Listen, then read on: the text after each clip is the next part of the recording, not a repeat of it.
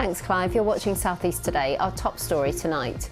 27 years after Lynn and Megan Russell were murdered, a convicted killer claims responsibility. And the Met admits they could do more after a new report into the Stephen Port murders.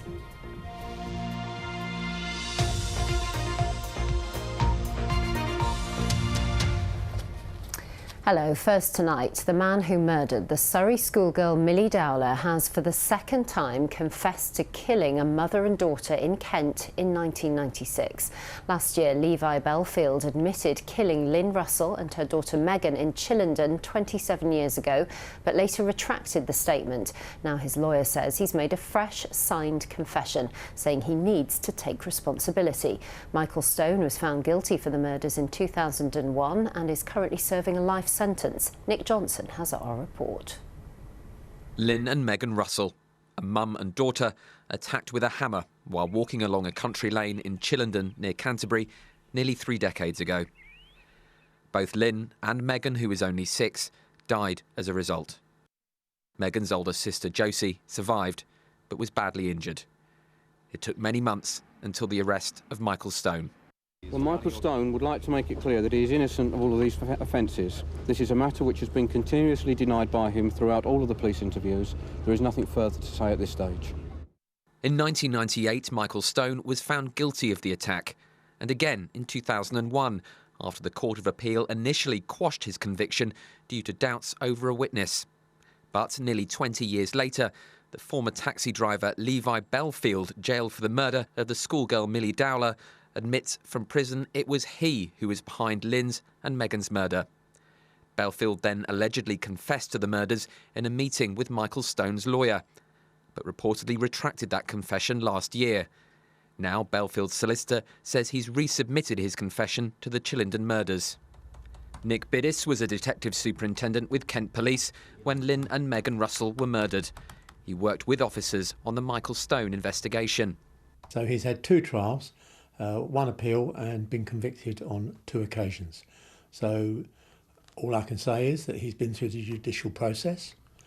I don't know why Belfield should make these admissions, having retracted them before. It is for others perhaps now to go through that process of finding out why it is that he now wishes to clear his conscience, if that's the case. Speaking to the BBC, Belfield's lawyer said this new confession has more detail, is handwritten and signed. She says Belfield is adamant he did it. Michael Stone has always maintained his innocence. His solicitor says the police now need to respond and investigate these matters afresh. It's up to the Criminal Cases Review Commission, the CCRC, which has access to all of Kent Police's evidence from the initial investigation as to whether this case goes to the Court of Appeal. Now, we've heard from the CCRC today that says this case has been under review since 2017, but no final decision has yet been reached. They will look at all the evidence in an unemotional way. They will look at whether anything that Levi Belfield has come up with changes the situation, and only then will they consider whether it's appropriate to refer Michael Stone's conviction to the Court of Appeal. Nearly 27 years on, despite the ongoing legal toing and froing, Kent Police say Michael Stone remains convicted of the Chillenden murders. Nick Johnson, BBC South East Today. The Met Police have admitted they must do more to learn lessons after the Stephen Port case, who killed 4 young men, including 21-year-old Daniel Whitworth from Kent. Chances to catch the so-called grinder serial killer were missed by the force, as identified at the inquest into the deaths of the 4 men in 2014 and 15. In response to an inspection following that inquest by His Majesty's Inspectorate of Constabulary, the Met conceded they fell short in this case and families did not get the service they needed or deserved. I'm really not surprised by it, and that's the sad thing. You know, I'd like to be able to sit here and say, yeah, things are looking better. Maybe this won't happen again. There's an outside chance of it not happening again. I personally don't feel that way. Two new mothers who died with herpes in East Kent were most likely exposed to the virus during their caesarean operations, an inquest has heard.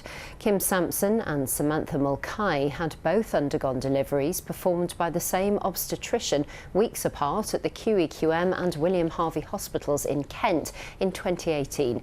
A medical expert today told their inquest the chances of having acquired the infection outside hospital was vanishingly small. The hearing continues tomorrow. The MP for Bexhill has voted to make it illegal for asylum seekers to cross the Channel in small boats. Hugh Merriman voted in favour of the illegal migration bill, which was passed by the House of Commons last night.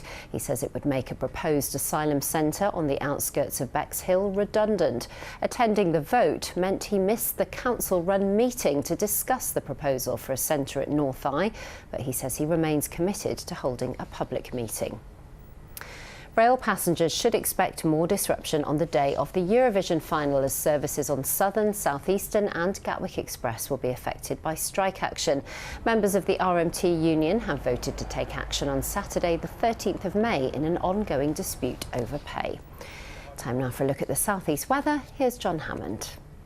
Thanks very much. Well, the warmth has been keeping us waiting, hasn't it, in recent weeks, but we might not have to wait that much longer. Signs of change. The earlier rain tending to ease away through the early hours, though we'll keep a lot of cloud. It'll be a mild start to an increasingly mild day. Cloudy-ish start, but that cloud will tend to thin and break, and by the afternoon there should be some good spells of sunshine bursting through, and temperatures will respond up into the mid, possibly high teens. Into the weekend then, and I'm still pretty optimistic that Saturday will be largely dry, and again we'll see some sunshine, not ruling out a shower or two, but many of us will avoid these, and again it'll be pleasantly warm with light winds. Not entirely dry through the holiday weekend, the ever-present chance of a shower, but a lot of fine weather cooling off next week. Temperatures getting up a bit. That's it from the late team for the moment. Kirstine O'Sullivan will be back with your breakfast news bulletins from 6:30. Good night.